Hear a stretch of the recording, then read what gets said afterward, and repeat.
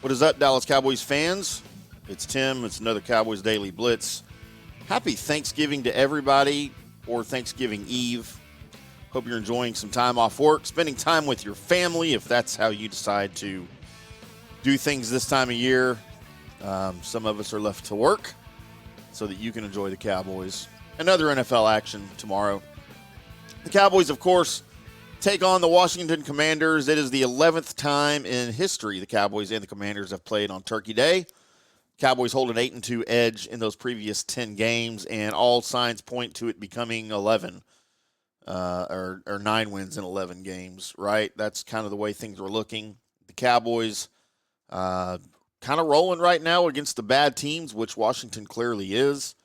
And the Commanders, man, after just missing out on the playoffs last year, finishing 8-1. By the way, that's an impressive 8-1 finish when you consider that they started the season last year 1-5.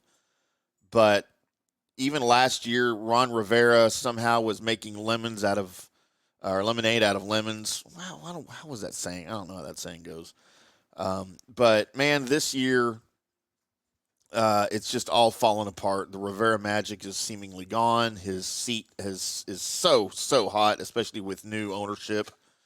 As Josh Harris, the new owner of the Commanders, said coming into it, that he kind of wanted to evaluate the coaching staff with Daniel Snyder and everybody else out of the picture so he could sort of evaluate them on their own, how they perform without Daniel Snyder there.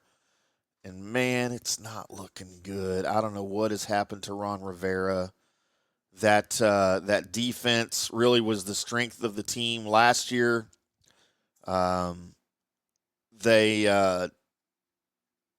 Just the defense has looked good really for the last couple of years, which is what you expect from a Ron Rivera team.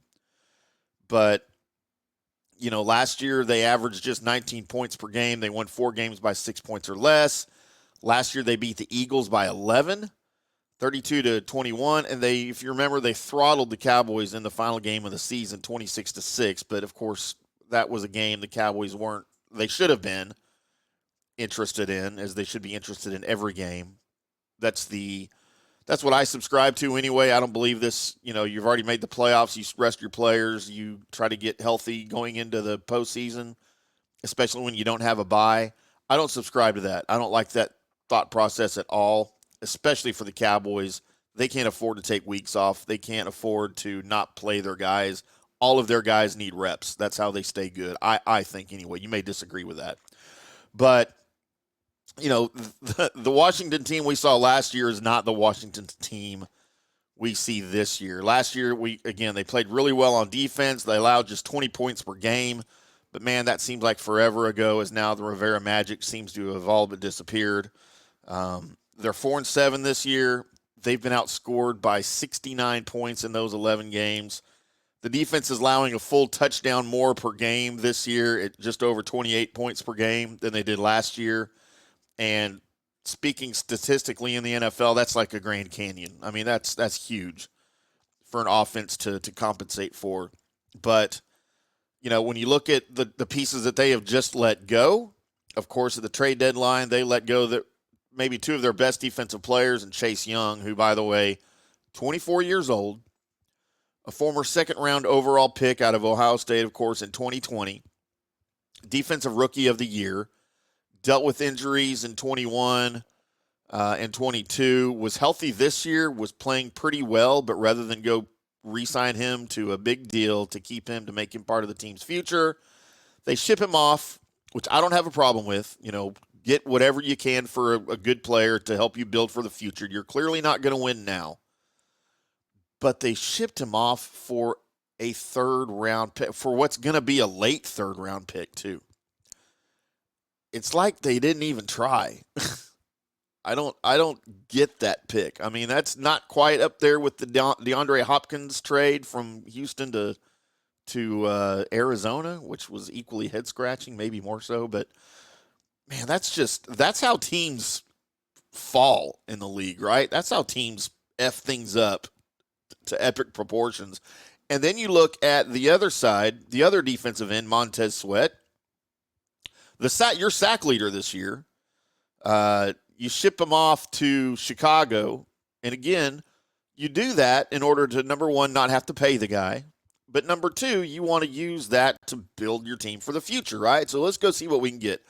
A couple of twos, a 2 and a 3, maybe a 1 for somebody who's really desperate for help, which the Bears are. But a second-round pick, that's all you got was a second-round pick for Montez Sweat. I mean, at that point, you just hang on to him if that's all you can get, right? I mean, I don't know. I don't run the Commandos, of course.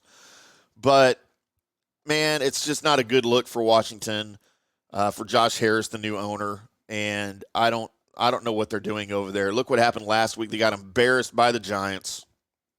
The Giants completed the season sweep of the Commanders for their third win, with 2 of those 3 wins being against the Commanders, which is also a bad look. That's your division rival. So things aren't looking good for Washington. Sam Howell, your quarterback, seems to have taken a step back after playing fairly well early in the season. There's so much dysfunction on the team.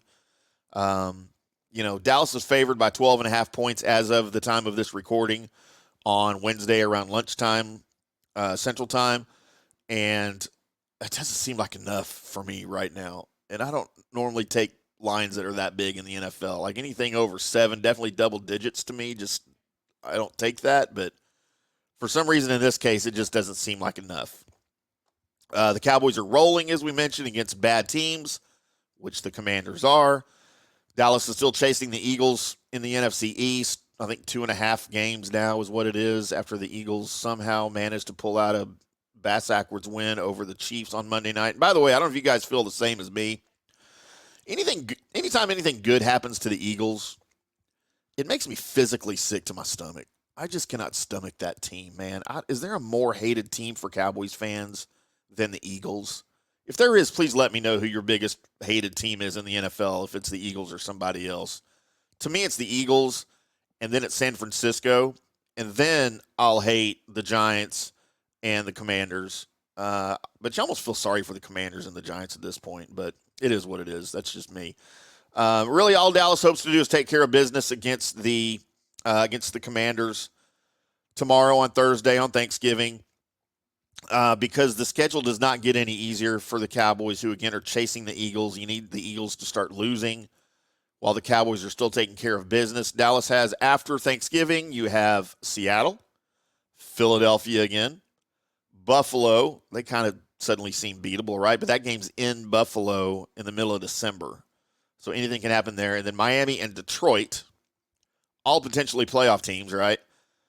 Before you finish really with the only other easy game on the schedule you have in Week 18 to finish the season against the Washington Commanders. That will be in Landover, of course. So Cowboys need to take care of business on Thursday. They need to run the table, which is going to be a difficult task. And even then, you still might not win the division. So the Cowboys need some help. But first and foremost, order of business, take care of business against the Commandos tomorrow. The Cowboys should be able to do that. I would love to hear from you again. Tell me what your biggest hated team is in the NFL as a Cowboys fan. I would if it's not the Eagles, I'd like to know why. There's nothing likable about that team. Nick Sirianni's a jerk. He's a tool. I want to punch him in the face, man. And there's probably a lot of you that say that about me, and that's cool. I get it. I'm very punchable. I don't know that I'm more punchable than Nick Sirianni, to be honest with you. The guy's just a tool, man. Anyway, I'm Tim. We'll do it all again probably post-game tomorrow after the Cowboys and the Commanders go at it. And enjoy the game. Enjoy Thanksgiving. Don't eat too much. Until then, boys and girls, we'll see you.